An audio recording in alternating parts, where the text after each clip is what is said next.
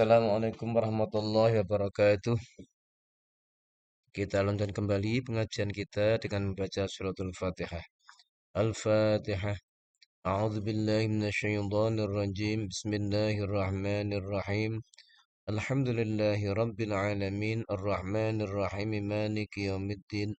Iyyaka na'budu wa iyyaka nasta'in. Ihdinas siratal mustaqim.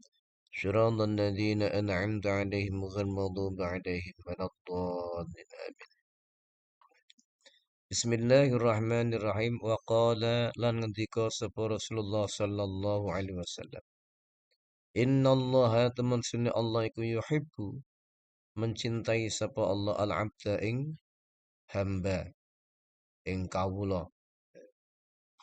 Yattakhidhu kang menjadikan tukang dadekaken tukang ngalap sapa si abad kang menjadikan sapa si abad al-mihnata ing mihnah ing pekerjaan ing keterampilan ya pekerjaan, profesi, keterampilan, liyastagniya supaya ento semukih, atau merasa cukup, tidak meminta-minta, ya.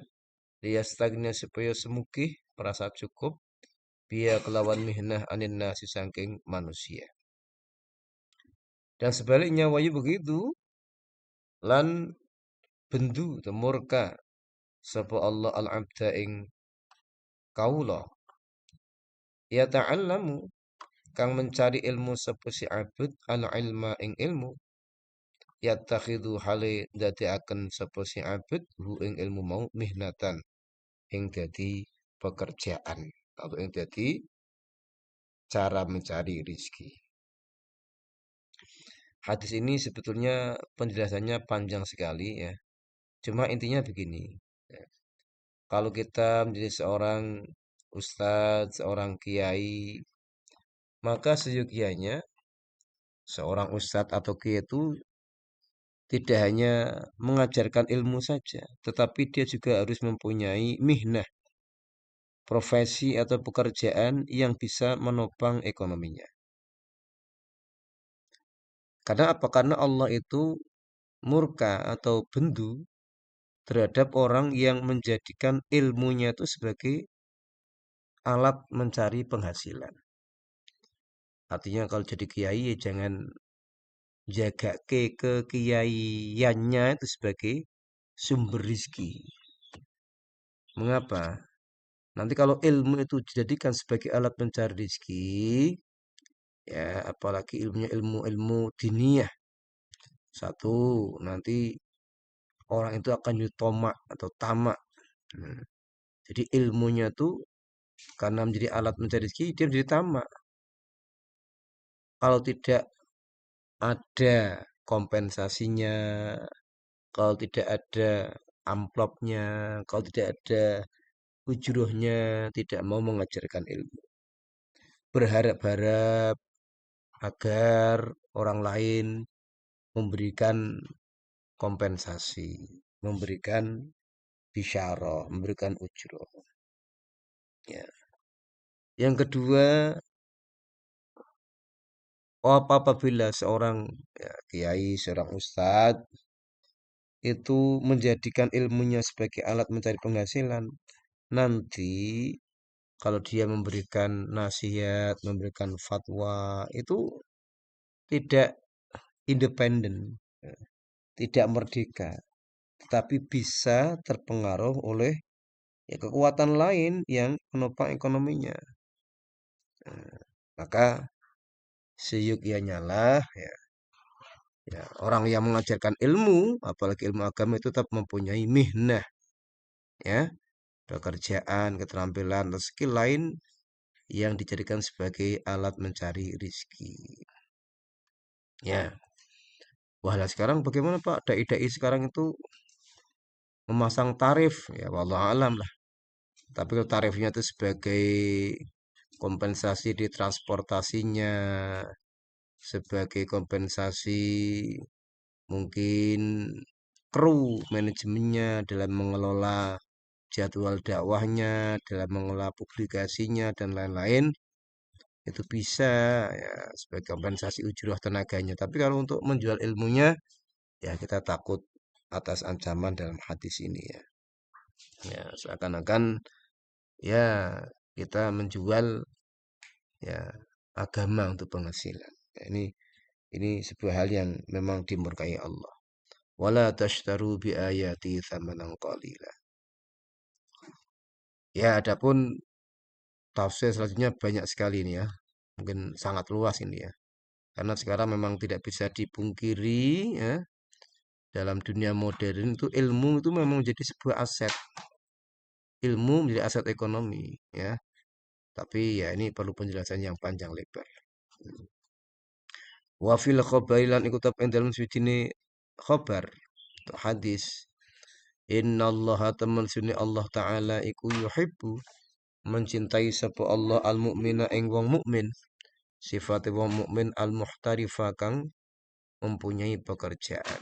Al muhtar itu orang yang bekerja. Sebaliknya Allah tidak mencintai kebalikannya. Kebalikan al muhtarif adalah al muhmil, orang yang menganggur, yang sama sekali tidak punya aktivitas pekerjaan. Maka walaupun dia seorang kiai, seorang ustadz, jangan malu dia bekerja, melakukan aktivitas ekonomi ya. Karena itu sebagai penopang hidup di samping perintah Allah. Wa qala ndika sapa Kanjeng Nabi sallallahu alaihi wasallam ahallu ma utawi luwe halal halale perkara. Akala kang mangan sapa arrajulu wong lanang, wong suci seorang, arrajul seorang ya. Paling halalnya suatu yang dimakan seorang iku min kasbi rizki dari usahanya sendiri, bukan dari meminta-minta ya.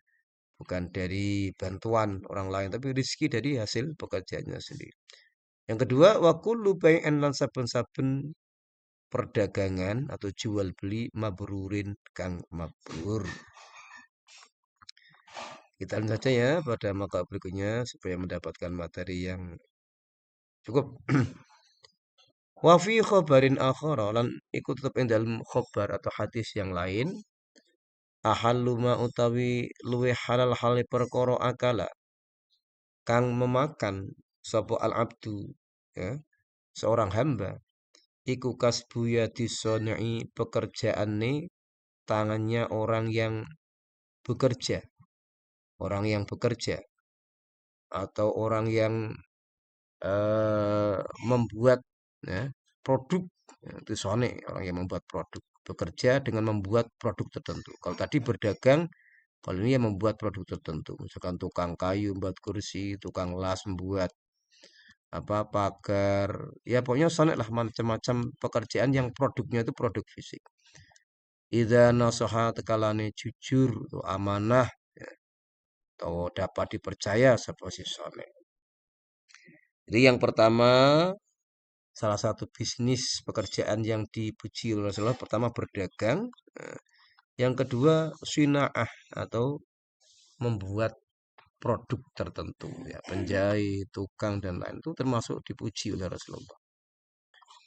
Wa qala lan dzikra sapa Rasulullah sallallahu alaihi wasallam wa qala dzikra sapa kanjeng Nabi alaihi salatu wasallam alaikum raksa sira kabeh alaikum ing atas sira kabeh bitijarati kelawan berdagang. Perhatikanlah atau ya berilah perhatian kalian semua atas kegiatan perdagangan. Fa inna fiyya moko temesun iku tetep ing dalam perdagangan tis'ata aksyarin 9/10 tis'ata aksyari rizki 9/10-nya rizki. Di hadis ini Rasulullah mendorong ya kita terjun dalam dunia bisnis perdagangan. Karena dalam hadis ini tijarah perdagangan itu porsinya 9/10 dari macam-macam atau bentuk-bentuk mencari rizki. Sedangkan yang 1/10-nya dari bidang-bidang yang lain selain perdagangan. Untuk itu Islam ini mengajarkan bisnis, ya.